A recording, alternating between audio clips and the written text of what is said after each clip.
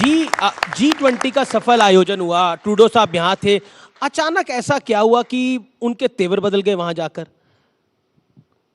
अब वो तो आपको उनको ही पूछना पड़ेगा, मेरा तो उनसे कोई संबंध है नहीं। जी, लेकिन अब मैं, क्योंकि एक सवाल ज़रूर बनता है कि जो इस समय इजराइल के ऊपर एक टेररिस्ट अटैक हुआ और हमस ने वो टेररिस्ट अटैक करा, लेकिन इंटरेस्टिंग ये है कि भारत में भी कुछ लोग हमस के समर्थन में निकल आए, चाहे वो अलीगढ़ मुस्लिम यूनिवर्सिटी हो, चाहे वो बाकी कोई यूनिवर्सिटी हो। लेकिन कांग्रेस की CWC मीटिंग में भी पैलेस्टाइन का समर्थन किया गया खुला।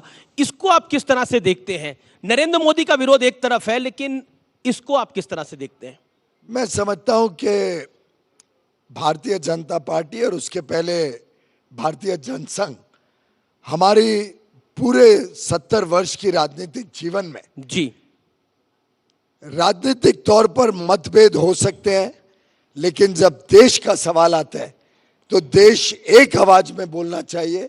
और भारतीय जनसंघ से लेकर भारतीय जनता पार्टी तक की यात्रा में हमारे नेता जब जब कोई अंतर्राष्ट्रीय पटल रहा, अंतर्राष्ट्रीय प्लेटफॉर्म हुआ, जब जब कोई विषय देश के बाहर का विषय हुआ, तब हमने सरकार की बात को आगे बढ़ाया, सरकार के स्टैंड के साथ रहे। हमने ये बचपना नहीं किया कि विदेशी धरती पे जाके अनाप शनाप भारत के बारे में उल्टे सीधे वक्तव्य दें। हमने कभी भारत को रन डाउन नहीं किया, हमने भारत का गुणगान गाया, भारत को एक बड़े स्वरूप में विश्व के सामने रखने का काम किया, चाहे सरकार में रहे चाहे विपक्ष में रहे।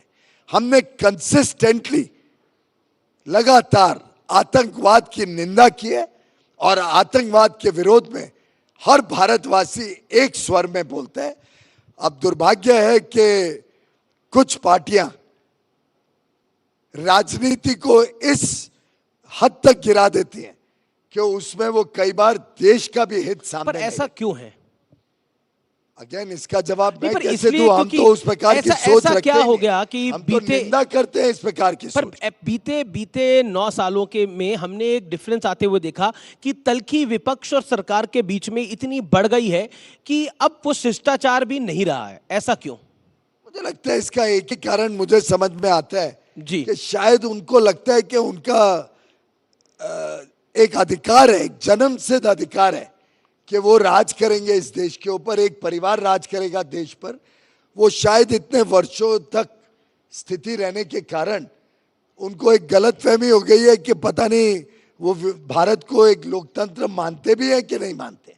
उनको लगता है बस उन्हीं को अधिकार है, और एक पिछड़े समाज के गरीब आदमी को भारत ने प्रधानमंत्री बना लिया, वो आज तक उनको पचता नहीं है, उनसे हजम नहीं होता है।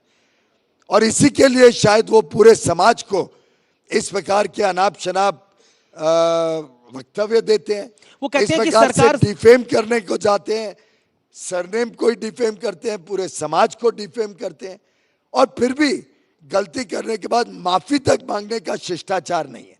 यही जो मानसिकता है, मैं समझता हूं यही मानसिकता कांग्रेस को और उनके अन्य सहयोगी दलों को और ज्यादा नीचे गिराएगी। एक पार्टी पूरे धर्म के ऊपर अटैक करती है, दूसरी उनके गठबंधन की पार्टी पूरे पिछड़े समाज के ऊपर अटैक करती है। ये जो छोटी सोच है और ये जो सेंस ऑफ एंटाइटलमेंट है कि मी माई सेल्फ और मैं ही राज करूंगा और मेरी परिवार राज करेगी, इस मानसिकता के खिलाफ आज देश का युवा शक्ति और इस देश का नागरिक खड़ा हो गया है, गुस्से में है, और ये गुस्सा आगे आपको देखने को मिलेगा जब जब मौका आएगा। चल, लेकिन सड़क से लेकर संसद तक विपक्ष एक ही बात कहता है कि सरकार हमारी सुनती नहीं है, हमारी बात नहीं सुनती है, हम जो कहते हैं उस पर रिस्पॉन्ड तक नहीं करती है। सदन में हम मणिपुर पे चर्चा चाहते थे, वो नहीं कराई, हम महंगाई पे चर्चा चाहते हैं, वो नहीं कराते। ये सब आरोप लगाते हैं। मुझे लगता है इतनी सार्थक चर्चा हुई, इतने विस्तार से मणिपुर विषय के ऊपर भी चर्चा हुई है। माननीय गृह मंत्री अमित शाह जी ने इसके बारे में पूरा खुलासा किया, आंकड़ों के साथ जानकारियां दी। मैंने तो शायद आपके चैनल पे भी देखा, सब आंकड़ों के साथ आपने बताया कि पहले से समस्या कितनी गंभीर और गहरी चलते आ रही है, कैसे पूरे पूर्वांचल में नॉर्थ ईस्ट में मोदी जी की सरकार आने के बाद बड़े पैमाने पे बदलाव हुआ, विकास भी पहुंचा, अमन शांति भी हुई है। और ये जो समस्या है, ये एक समस्या पहले से जो चले आ रही है, इसमें एक विस्फोट हुआ, फिर भी 2-3 दिन के अंदर ही इसको कैसे काबू में लाया गया। जी, माननीय गृह मंत्री अमित शाह जी पहले गृह मंत्री हैं जो वहां स्वयं गए 3 दिन तक और रहे। उनको जब कहा गया हेलीकॉप्टर से जाओ, कहा नहीं मैं गाड़ी से जाऊंगा। वहां लोगों को मिले, हर समाज के लोग को मिले। हमारे minister of state for home Nityanand ji Rai तो शायद महीने से ऊपर वहां पे रहे, काबू में लाया, सिचुएशन को नियंत्रण रखा में लाए पूरे परिस्थिति को। और पहले की डिबेट से आप देखिए पार्लियामेंट में तो कांग्रेस के समय तो एमओएस होम डिबेट में जवाब देते थे। प्रधानमंत्री छोड़िए, मिनिस्टर छोड़िए, एमओएस होम ने मणिपुर के ऊपर जवाब दिए। हम बार बार कहते रहे चर्चा होनी चाहिए।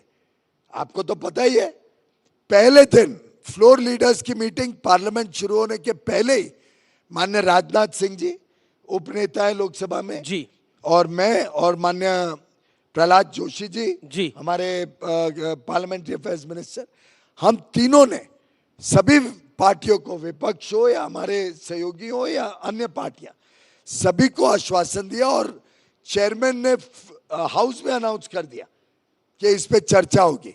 लेकिन विपक्ष चर्चा से भाग रही थी, चर्चा होने नहीं देना चाह रही थी, एक ढोंग रचा रही थी, क्योंकि उनके दिल में खोट था।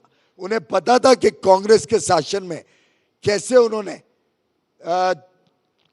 नॉर्थ ईस्ट के साथ अन्याय किया था। और मैं समझता हूं चर्चा लिस्ट होने के बाद हाउस में चर्चा लिस्ट होती, जी, और मैं चाहूंगा कि आप सब यहाँ इस बात को गौर से सुने।